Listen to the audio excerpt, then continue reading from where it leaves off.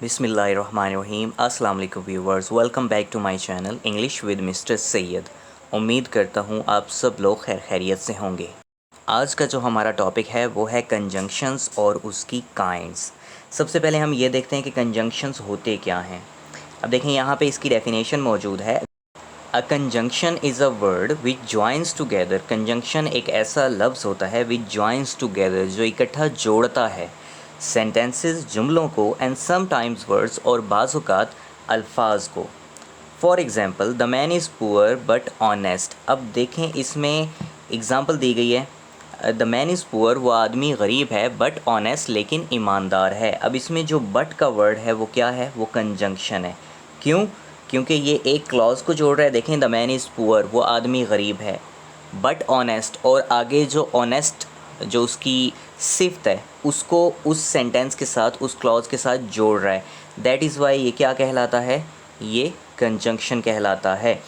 इसी तरीके से दूसरी एग्ज़ाम्पल है, 2 and 2 मेक्स 4। 2 और 2 मिलकर 4 बनाते हैं। अब देखें इसमें जो एंड का वर्ड है वो क्या है? वो कंजंक्शन है। क्यों? क्योंकि इसने 2 को जोड़ा है दूसरे क्लॉज़ के साथ, 2 मेक्स 4 उसके साथ। तो हमने डेफिनेशन में यही पढ़ा है ना कि कंजंक्शन एक ऐसा लफ्ज़ होता है जो कि इकट्ठा जोड़ता है, समटाइम्स सेंटेंसेस को जोड़ता है और समटाइम्स वर्ड को जोड़ता है। तो वो लफ्ज़ जो वर्ड्स को या सेंटेंसेस को आपस में मिलाए, आपस में जोड़े, क्या कहलाता है? कंजंक्शन कहलाता है। अब चलते हैं इसकी काइंड्स की तरफ। काइंड्स ऑफ कंजंक्शंस क्या होती हैं? देखें, सबसे पहले लिखा हुआ है को रिलेटिव कंजंक्शन, और नंबर सेकंड पर है सब ऑर्डिनेटिंग कंजंक्शंस, और आगे सब ऑर्डिनेटिंग कंजंक्शंस की कुछ सब क्लासेस हैं। यानी कि सब ऑर्डिनेटिंग कंजंक्शंस जो है वो कितनी किस्म के होते हैं, आगे उसकी मज़ीद क्लासिफिकेशंस हैं, जैसे time, cause, purpose, condition, concession. चलें इनको वन बाय वन डिस्कस करते हैं। सबसे पहले देखें कि को रिलेटिव कंजंक्शंस क्या होते हैं। The conjunctions that are used in pairs, ऐसे कंजंक्शंस जिनको पेयर्स में इस्तेमाल किया जाता है, जोड़ों की सूरत में इस्तेमाल किया जाता है। इसकी एग्जांपल्स देखें। अब देखें अब वो पेयर्स कौन कौन से हो सकते हैं, जैसे कि not only, but also, neither, nor, either, और।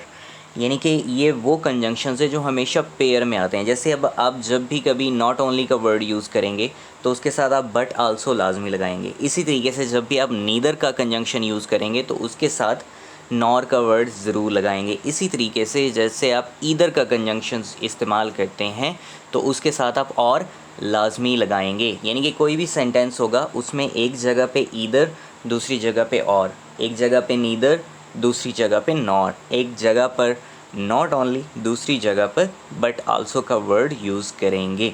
चलें इसकी एग्ज़ाम्पल देखते हैं। पहली एग्ज़ाम्पल है, वो कहता है कि he visited not only China but also Pakistan. उसने ना सिर्फ चाइना का दौरा किया बल्कि पाकिस्तान का भी दौरा किया। अब इसमें देखें नॉट ओनली, और जब चाइना का वर्ड इस्तेमाल हो गया तो उसके बाद कंजंक्शन का जो दूसरा, यानी कि पेयर की सूरत में होता है ना, तो उसी पेयर का जो दूसरा पार्ट है बट आल्सो पाकिस्तान। अब देखिए नॉट ओनली और बट आल्सो, ये पेयर कंजंक्शंस का पेयर इस्तेमाल किया गया है। इसी तरीके से दूसरी एग्जांपल देखें। वो कहता है कि ईदर टेक इट और लीव इट, चाहे इसे ले लो या इसे छोड़ दो। अब इसमें ईदर और का इस्तेमाल किया गया है। तो ऐसे कंजंक्शंस जो हमेशा पेयर की सूरत में इस्तेमाल किए जाएं वो क्या कहलाते हैं? को रिलेटिव कंजंक्शंस कहलाते हैं। आइए अब देखते हैं कि सब ऑर्डिनेटिंग कंजंक्शंस क्या होते हैं। इसकी डेफिनेशन देखें। वो कहते हैं a subordinating conjunction joins a clause to another. वो कहता है कि सब ऑर्डिनेटिंग कंजंक्शन जो है वो किसी भी क्लॉज को मिलाता है टू अनदर, किसी दूसरे क्लॉज के साथ, ऑन विच इट डिपेंड्स, जिस पर ये मुनहसर होता है, जिस पर ये इन्हिसार कर रहा होता है, फॉर इट्स फुल मीनिंग, अपना मतलब मुकम्मल करने के लिए या अपने पूरे मतलब के लिए, पूरे मीनिंग के लिए, मुकम्मल मतलब के लिए। अब देखते हैं कि इसकी एग्जांपल्स क्या हैं। टेल देम, उन्हें बता दो, दैट आई विल कम सून, कि मैं जल्द आऊँगा। अब इसमें जो दैट का वर्ड है, ठीक है, वो क्या है? वो सब ऑर्डिनेटिंग कंजंक्शन है। क्यों? क्योंकि ये वाला वो वर्ड है जो पहला क्लॉज है, टेल देम, पहला क्लॉज है, टेल देम, उन्हें बता दो। क्या बता दो? अब देखें, अब उस टेल देम का मीनिंग मुकम्मल करने के लिए वो क्या कर रहे हैं, यहाँ पे हमने एक कंजंक्शन लगाया है और देन हमने दूसरा क्लॉज यहाँ पर बयान किया है आई विल कम सून के मैं जल्द आऊँगा, उन्हें बता दो कि मैं जल्द आऊँगा। अब इसमें जो सबऑर्डिनेटिंग कंजंक्शन है, ये जो दैट का वर्ड है, ये उस टेल देम वाले क्लॉज का मीनिंग मुकम्मल कर रहा है। तो ऐसे वर्ड जो कि क्लॉज एक क्लॉज को दूसरे क्लॉज के साथ मिलाएं ताकि उस क्लॉज का मीनिंग पूरा हो जाए। किस क्लॉज के साथ मिलाते हैं? जिन पर वो इन्हसार कर रहे होते हैं, जिन पर वो मुनहसिर होते हैं। इसी तरीके से दूसरी एग्ज़ाम्पल है कि आई वेटिड फॉर माई फ्रेंड, मैंने अपने दोस्त का इंतज़ार किया अनटिल ही केम, जब तक वो नहीं आ गया। अब देखें, आई वेटिड फॉर माई फ्रेंड, अब यहाँ पर एक क्लॉज था अनटिल, जब तक नहीं। अब ये जो अनटिल का वर्ड है ना, ये क्या है? ये सब ऑर्डिनेटिंग कंजंक्शन है और इसने उस आई वेटिड फॉर माई फ्रेंड उस क्लॉज का मीनिंग कब पूरा किया है? जब उसने दूसरा क्लॉज उसके साथ जोड़ा है अनटिल ही केम, जब तक वो नहीं आ गया। ठीक है, तो ऐसे वर्ड्स जो कि एक क्लॉज को दूसरे क्लॉज के साथ ज्वाइन करते हैं, मिला देते हैं ताकि उस पहले वाले क्लॉज का मीनिंग पूरा हो जाए। और किस क्लॉज के साथ मिलाते हैं? जिस क्लॉज पर वो पहले वाला क्लॉज डिपेंड कर रहा होता है, इन्हसार कर रहा होता है। चलें अब पढ़ते हैं कि सब ऑर्डिनेटिंग कंजंक्शंस की सब क्लासेस कौन कौन सी हैं। सबसे पहले देखें, लिखा हुआ है टाइम। अब टाइम की एग्जांपल्स क्या है कि सब ऑर्डिनेटिंग कंजंक्शंस अगर टाइम की सूरत में इस्तेमाल किए जाएं तो वो किस किस्म की एग्जांपल्स उनकी हो सकती हैं, किस किस्म की मिसाल हम किस तरीके से उसको इस्तेमाल कर सकते हैं। अब देखें, यहाँ पे लिखा हुआ है आई वुड डाई, मैं मर जाऊँगा, बिफोर आई लाई, इससे पहले कि मैं झूठ बोलूँ। कहते हैं झूठ बोलने से पहले मैं मर जाऊँगा। अब देखें, इसमें जो बिफोर का वर्ड है वो क्या है? वो सब ऑर्डिनेटिंग कंजंक्शन है। इसी तरीके से कॉज, वजह, अगर हम सब ऑर्डिनेटिंग कंजंक्शंस को वजह के ज़ुमरे में इस्तेमाल करें। अब देखें, यहाँ पे लिखा हुआ है अनवार में इंटर, अनवार अंदर दाखिल हो सकता है, as he is my friend, जैसे कि वो मेरा दोस्त है। अब इसमें जो वर्ड है एज़ का, वो क्या है? वो सब ऑर्डिनेटिंग कंजंक्शन है। सब ऑर्डिनेटिंग कंजंक्शंस की हमने डेफिनेशन यही पढ़ी है ना कि वो एक क्लॉज़ को दूसरे क्लॉज़ के साथ मिलाता है जिस पर वो इन्हसार कर रहा होता है। अगर आप इसकी एग्ज़ाम्पल देखें तो इसमें एक क्लॉज़ को दूसरे क्लॉज़ के साथ मिलाया जा रहा है जिस पर वो डिपेंड कर रहे हैं। अब देखें, इसमें जो एज़ का वर्ड है वो क्या है? सब ऑर्डिनेटिंग कंजंक्शन है। इसी तरीके से तीसरी जो इसकी सब क्लास है वो है पर्पज़, यानी कि किसी मकसद के लिए अगर हम सब ऑर्डिनेटिंग कंजंक्शन को किसी मकसद के लिए, किसी मकसद के ज़ुमरे में इस्तेमाल करें तो वो किस तरीके से करेंगे? वी ईट, हम खाते हैं, सो दैट, तो इसी तरह यही वजह है, वी मे लिव, हम ज़िंदा रहते हैं।